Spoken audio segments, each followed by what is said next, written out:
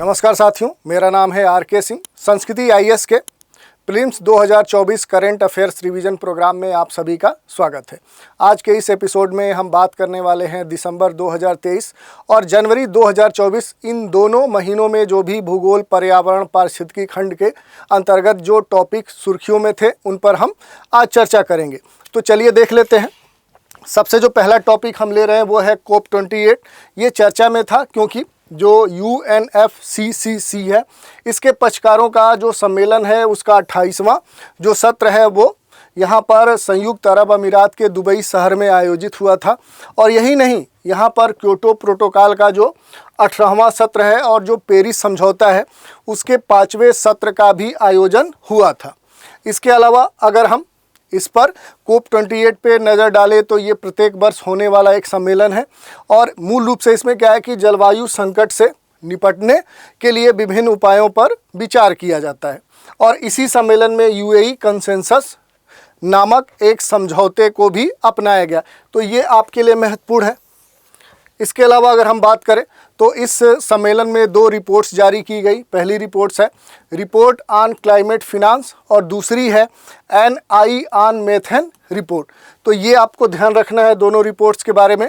और इसमें ये भी देख सकते हैं कि जो जलवायु परिवर्तन पर संयुक्त राष्ट्र फ्रेमवर्क कन्वेंशन है, ये आखिर क्या है, कब अपनाया गया, इसका मुख्यालय कहाँ पर है और ये किस उद्देश्य से अपनाया गया। इस पर एक प्रश्न देख लेते हैं। प्रश्न है COP28 के संबंध में निम्नलिखित कथनों पर विचार कीजिए। पहला कथन है इसका आयोजन संयुक्त अरब अमीरात में हुआ था और इसके अंतर्गत वैश्विक स्तर पे जलवायु संकट से निपटने से संबंधित उपायों पर चर्चा की गई और इसमें UAE कंसेंसस नामक समझौता भी अपनाया गया। और पूछा जा रहा है कि इनमें से कितने कथन सही हैं। तो देखिए, तीनों कथन ही सही है, तो सही जो उत्तर आपका हो जाएगा वो हो जाएगा विकल्प सी। अगला टॉपिक है क्लाइमेट इंजीनियरिंग। ये जो टर्मिनोलॉजी है ये चर्चा में बनी हुई थी क्योंकि यूनेस्को के द्वारा इथिक्स ऑफ क्लाइमेट इंजीनियरिंग पर एक पहली रिपोर्ट जारी की गई। तो ये ध्यान देना है कि एक रिपोर्ट जारी की गई और ये रिपोर्ट पहली बार जारी की गई, इस कारण से ये चर्चा में है। बात करें कि जो क्लाइमेट इंजीनियरिंग है इसको जियो इंजीनियरिंग भी कहा जाता है। इसका सामान्य जो आशय है वो है ग्लोबल वार्मिंग के प्रतिकूल प्रभावों को, इसके जो इम्पैक्ट्स हैं उसको कम करने के उद्देश्य से पृथ्वी की जलवायु जो प्रणाली है उसमें किए जाने वाले सुधारात्मक हस्तक्षेप, इसी को क्या बोला जाता है, जियो इंजीनियरिंग या क्लाइमेट इंजीनियरिंग। और ये जो तकनीक है प्रमुख रूप से 3 श्रेणियों में कार्य करती है। पहला सौर विकिरण प्रबंधन, कार्बन डाइऑक्साइड जो इमिशन है, और तीसरा मौसम में संशोधन। तो ये क्या है कि ये आपका क्लाइमेट इंजीनियरिंग है। इसमें यूनेस्को भी आपके लिए महत्वपूर्ण है कि आखिर यूनेस्को है क्या, इसका मुख्यालय कहाँ पर है, इसकी स्थापना कब की गई थी। इसी पर एक प्रश्न ले लेते हैं। प्रश्न है निम्नलिखित कथनों पर विचार कीजिए। हाल ही में यूनेस्को के द्वारा इथिक्स ऑफ क्लाइमेट इंजीनियरिंग पर अपनी पहली रिपोर्ट प्रकाशित की गई। दूसरा कथन है क्लाइमेट इंजीनियरिंग ग्लोबल वार्मिंग के प्रतिकूल प्रभावों को कम करने के लिए जलवायु प्रणाली में किया जाने वाला एक हस्तक्षेप है। और पूछा जा रहा है कि इनमें से कौन से कथन सही हैं। तो जो आपका सही विकल्प हो जाएगा, चूंकि दोनों कथन सही है तो सही विकल्प आपका 1 और 2 दोनों हो जाएगा। अगला टॉपिक है ग्लोबल ड्राफ्ट स्नैपशॉट 2023। तो UNCCD के द्वारा क्या है कि ग्लोबल ड्राफ्ट स्नैपशॉट 2023 जारी की गई थी। इसके बारे में अगर देखें तो रिपोर्ट के अनुसार वर्ष 2022-23 के दौरान भारत सहित विश्व के 23 देशों के द्वारा राष्ट्रीय स्तर या क्षेत्रीय स्तर पे सूखे की आपात स्थिति घोषित की गई थी। और इस कारण से क्या है कि ग्लोबल ड्राफ्ट स्नैप जो शॉर्ट रिपोर्ट है ये चर्चा में बनी हुई थी। भारत अगस्त 2023 में क्या है कि अपने को कह सकते हैं कि सूखा घोषित किया था। और इसके अलावा क्या है कि इससे संबंधित जैसे बात करें तो मल्टीपल इम्पैक्ट्स ऑफ ड्रॉट बहुत सारे होते हैं। जैसे अगर बात करें तो सूखे का जो प्रभाव है वो अर्थव्यवस्था पे पड़ता है, मृदा पे पड़ता है, जो वन क्षेत्र हैं वहाँ पड़ता है, और जो मानव समाज है उसके ऊपर भी ये प्रभाव देखने को मिलता है। यही नहीं, कृषि क्षेत्र पर भी इसके बड़े प्रभाव देखने को मिलते हैं। और इस रिपोर्ट में बहुत सारे सुझाव भी दिए गए थे। जैसे अगर बात करें तो सतत विकास को बढ़ावा देना, सूखे से संबंधित जो हानि है उससे संबंधित बीमा कवरेज की बात कही गई थी, वर्षा जल संचयन करने की बात कही गई थी, वैश्विक स्तर पे गरीबी और असमानता को समाप्त करने की बात कही गई थी और प्रकृति आधारित समाधान के बढ़ावा देने की भी बात इस रिपोर्ट में कही गई थी। इसके अलावा अगर बात करें तो UNCCD यानी संयुक्त राष्ट्र मरुस्थलीकरण जो रोकथाम कन्वेंशन है, ये भी आपको जानना चाहिए कि इसका मुख्यालय कहाँ है, तो ये बान शहर में है और इसका जो गठन किया गया था वो वर्ष 1994 में किया गया था। किस उद्देश्य से, तो मरुस्थलीकरण और सूखे के प्रभावों से निपटने के लिए। इसी पर एक प्रश्न देख लेते हैं। प्रश्न है ग्लोबल ड्रॉट स्नैपशॉट 2023 से संबंध में निम्नलिखित कथनों पर विचार कीजिए। पहला कथन है कि यह रिपोर्ट संयुक्त राष्ट्र मरुस्थलीकरण रोकथाम कन्वेंशन के द्वारा जारी की गई। दूसरा है कि इस रिपोर्ट के अनुसार 2022 के दौरान संपूर्ण भारत में सूखे की आपात स्थिति घोषित की गई। कहा जा रहा है कि उपयुक्त में से कितने कथन सही हैं। विकल्प है केवल 1, बी है केवल 2, सी है सभी 3 और डी है कोई भी नहीं। तो आपका जो विकल्प होगा वो केवल एक कथन इसमें सही है। अगला टॉपिक है ट्रॉपिकलाइजेशन। ये जो शब्द है, टर्मिनोलॉजी है, ये खासे चर्चा में था क्या, तो एक अध्ययन में ये देखा गया कि सागरी तापमान से उष्ण कटिबंधी जो समुद्री प्रजातियां हैं ये विषुवत रेखा से ध्रुवों की ओर क्या कर रही है, शिफ्ट हो रही हैं, प्रवासित हो रही हैं, इनका प्रवासन हो रहा है और इससे क्या हो रहा है कि समशीतोष्ण क्षेत्र में जो प्रजातियों की संख्या है वो तेज़ी से बढ़ रही है और यहाँ की जो स्थानिक प्रजातियां हैं उन पर इसके प्रभाव देखने को मिल रहे हैं और उनकी संख्या लगातार कम हो रही है। तो इस कारण से क्या है कि ये जो शब्दावली थी ये चर्चा में थी। मूल रूप से बात करें कि आखिर ट्रॉपिकलाइजेशन होता क्या है, तो समुद्री जीवों का एक स्थान से दूसरे स्थान पे कह सकते हैं कि शिफ्टिंग ही क्या है कि ये ट्रॉपिकलाइजेशन है। और इसमें अगर बात करें कि ये जो रिपोर्ट्स आई इसके क्या हमारे लिए महत्व है, तो इससे बहुत सारे ऐसे निष्कर्ष निकाले गए जिसके आधार पे इस प्रकार के जो प्रवसन हो रहे हैं, जो प्रजातियों के विस्थापन हो रहे हैं, उस पर स्टडी किया जा सकता है, उनको रोका जा सकता है। इस पर एक प्रश्न देख लेते हैं। प्रश्न है ट्रॉपिकलाइजेशन के बारे में निम्नलिखित कथनों पर विचार कीजिए।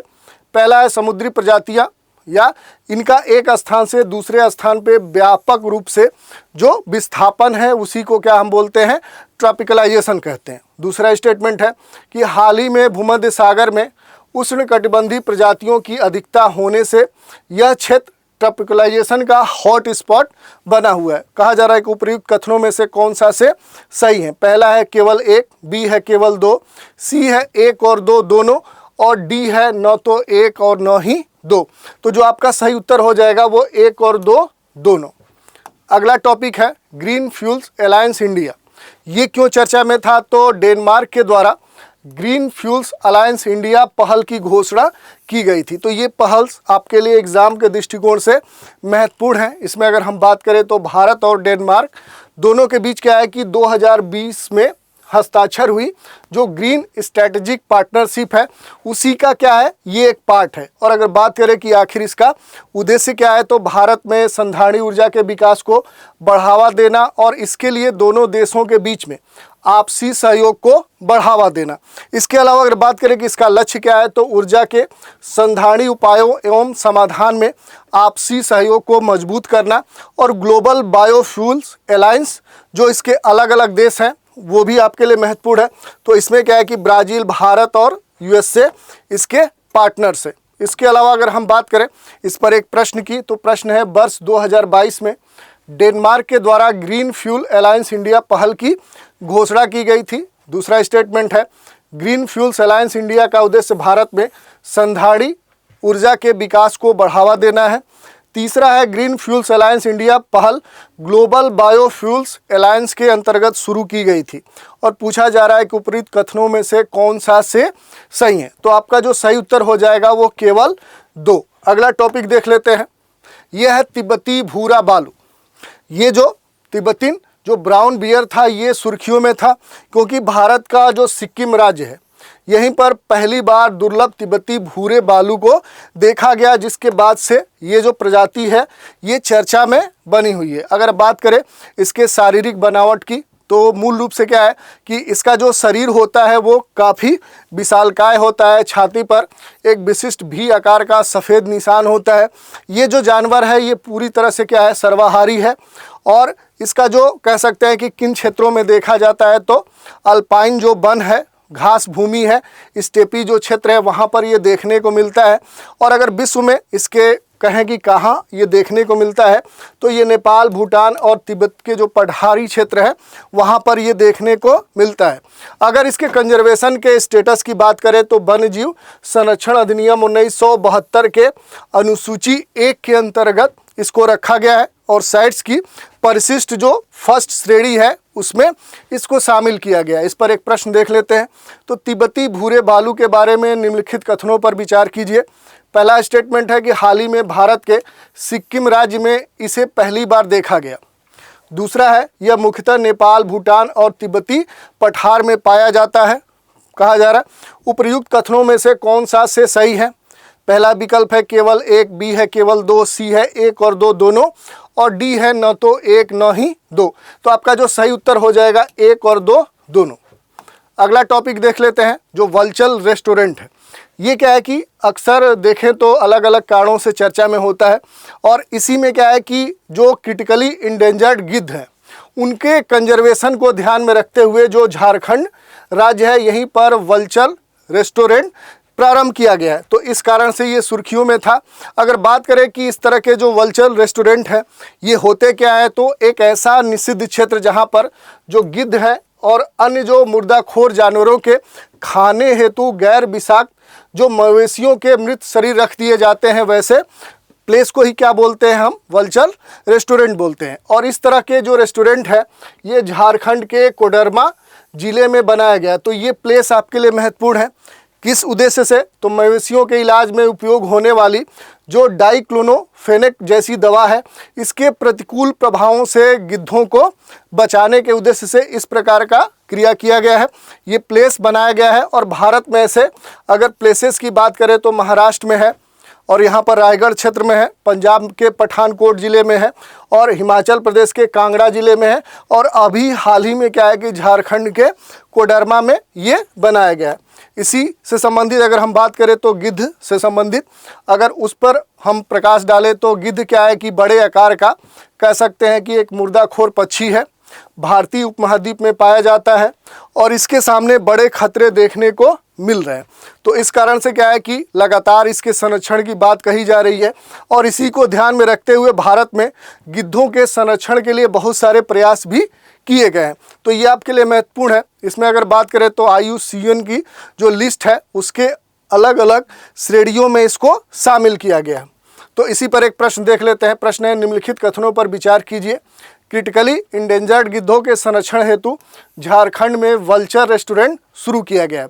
दूसरा स्टेटमेंट है कि वल्चर रेस्टोरेंट एक ऐसा निषिद्ध क्षेत्र है जहां गिद्धों के खाने हेतु गैर विषाक्त मवेशियों के मृत शरीर रख दिए जाते हैं। और तीसरा कथन है कि भारत में गिद्धों को वन्य जीव संरक्षण अधिनियम 1972 के अनुसूची 2 में शामिल किया गया। फिर कहा जा रहा है कि उपयुक्त कथनों में से कौन सा से सही है। विकल्प है केवल 1, बी है केवल 3, सी है 1 और 2 और डी है केवल 2 और 3।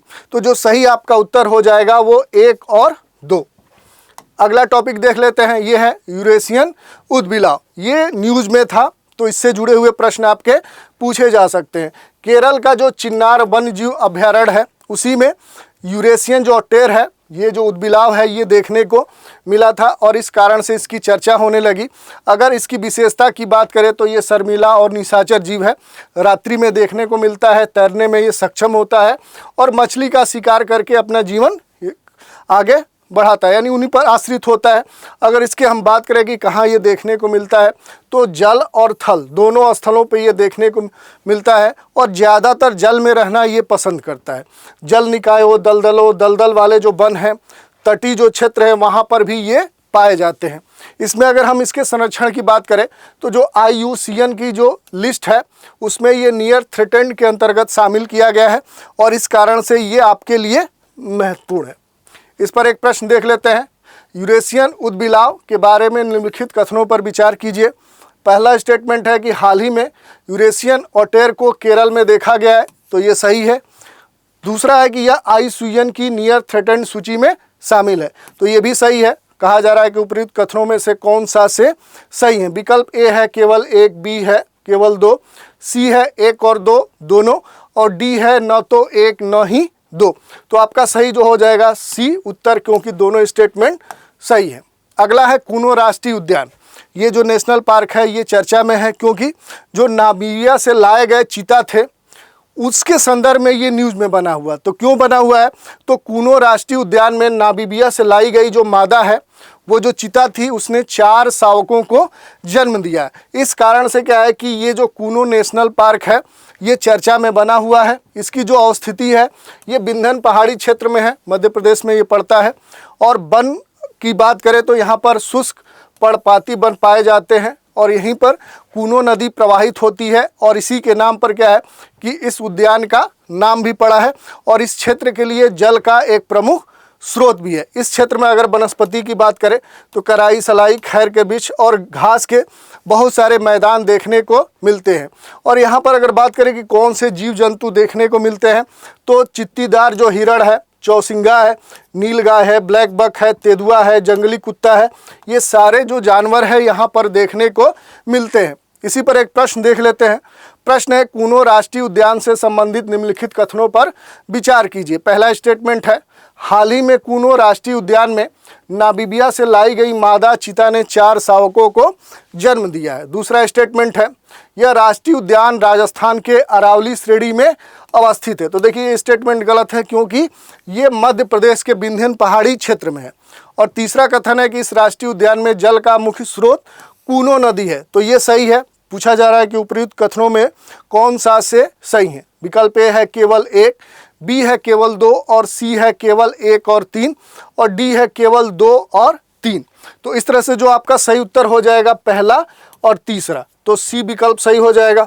तो इस तरह से हमने देख लिया कि दिसंबर और जनवरी में जो महत्वपूर्ण टॉपिक्स भूगोल और पर्यावरण से संबंधित चर्चा में थे उन पर हमने चर्चा की। तो आज के इस एपिसोड में इतना ही। नए एपिसोड में कुछ नए टॉपिक्स के साथ फिर मिलेंगे। तो आज आप हमारे साथ बने रहें, इसके लिए धन्यवाद।